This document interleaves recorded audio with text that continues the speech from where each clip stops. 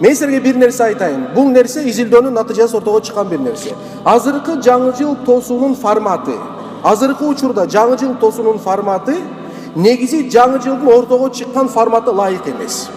Жаңы жылдын ортого чыккан башындагы формат мушриктердин, язычниктердин, идолопоклонник, башкаларга сыйынгандыр, Кудайдан башка кудайчылары тап сыйынгандардын, Рим империясын башка ортого чыгарган бир Кудайга өздөрүн алардын күн Кудайы болсун, башка Кудайы болсун, ошол Кудайда арналган бир күн болуп эсептелет. Негизи түбү ошол жерде. Түшүнүктүүбү? Түбү дини болгон бир ырым-жырым бул. Түбү, бирок азыркы учурда дини ырым-жырымдан чыгып кетип туруп, мамлекеттик деңгээлге алып келген, меж мамлекеттик деңгээлге келип түшкөн. Түшүнүктүүбү? Бул ырым-жырым. Az биздин бул өрөндөрдө ошол тосулуунун ырым-жырымынын кайсы жерден келди бул туугандар? Мен силерге ачык айтам, бул нерсе ошол светский, ошол светтик, советтик, атеисттик пропаганданын натыйжасында ортого чыккан формат. Түшүнүктүүбү?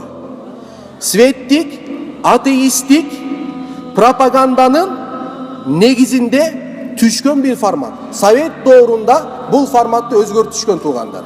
Ачыкла тарыхты окугула, өзүңөр көрүңүздөр. Формат өзгөргөн. Ошол жерде Кудай болбош керек. Ошон үчүн бул кайсы койду? Шаңдуу бир күнгө айланды. Билесиңер, бирок бул ошондой шаңдуу бир күнгө айланды. Негизги факторлор калып калды. Аяз ата калып калды. Балаты калып калды. Үмүт деген нерсе бар ал жерде. Балдар кичинекей балдарга үйрөтөбүз, туура эмеспи? Эмнени үйрөтөбүз? Аяз ата эмне кылат? Желание исполнять этеп этпейби?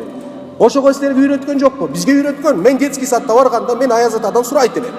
Кудай сактасын. Ооба?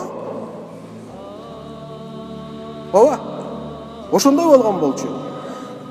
Бара адам баласын бунун парда аркасы эмне? Биз азыр ой жүгүрүп, мен айттым. Dini жактан бир нерсе айтып алысмын азыр. Мен азыр бир мусулман катары, жаран катары ой жүгүртүп атам. Түшүндүңөрбү? Кошо мен аз ой жүгүртүм сыртта болот атат. Мүмкүн сага жагат, мүмкүн сага жакпайт. Бирок ой жүгүртүү маселеси бул.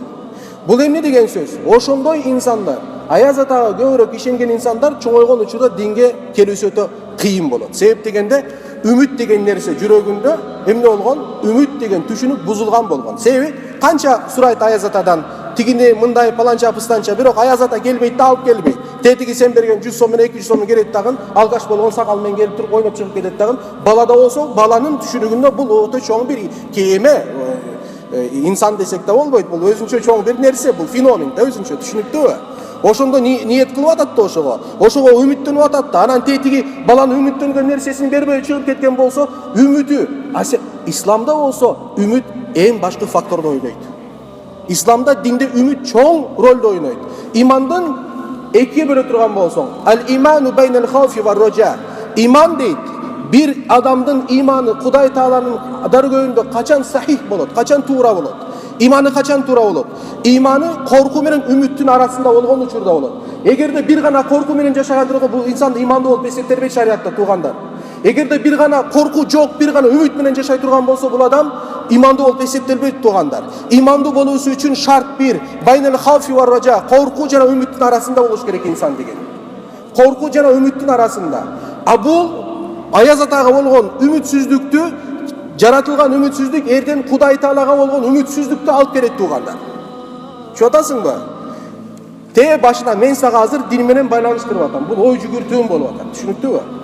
Эми караңыздар. Башка бир маселе. Ал жерде байгы дедушка Мороз маселеси макул, бул дин менен туура эмес экен, бул ширк болушу мүмкүн, тигинден мындай. Бирок ага да ишенбегендер, бул жөн эле бир атрибут десеңер болот. Макул, аны жөн эле коелу, макул. А тотемдик айвандарчы? Тотемдик айвандар. Мына азыр чочкон жыл болуп атат ошондо. Тотемдик үйдө барып чочколор сатылып атат, чочкон алып атат эмне? Баракат ошол чочкодон болуп атат да. Мисалы, жок, бул ошондой нерсе. Азыр мына чочкон жылы. Астралдар барго, азыр мына 31-чи барды телевизордо ачасыз, телевизордо көбүнчө кимдер программа жүргүзөт? Байгы ясновидящийлер, гайыпты билгендер, тетиги көз ачыктар, астралдар, башкалар тигинден мындай. А кайсы жер үчүн алып барат? Ошол жерде отургандарды бул жыл берекелүү болуусу үчүн баягы канча жыл, 2 тоок жылында эмне кылды? 1-2 жолу тоокко окшоп туруп кыйгырып койсоң берекелүү болот деп мисалы. Ошого ишенгендер да бар да мисалы. Ал жақтан қараңыздар. Адам баласы егерде ошондой нерселерди көрүп аткан болсо, эки фактор бар. Эгерде көрүп туруп ишенген болсо, динден чыгып кетет. Ошол эле заматта капыр болот. Мен айтып атам, бул сөздөр кимге тийиштүү? Бизге тийиштүү. Түшүнүктүбү? Сырттагыларга эмес.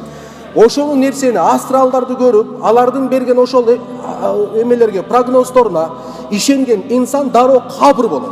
Ошол жерде тооба кылыш керек, ашаду ла иляха илlallah деш керек. Ошол жерде.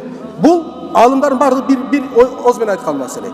Экинчи, ишенбейт, бирок көргөн болсо арам кылган болот. Ишенбейт, бирок отуруп алып туруп для забавы арам болот.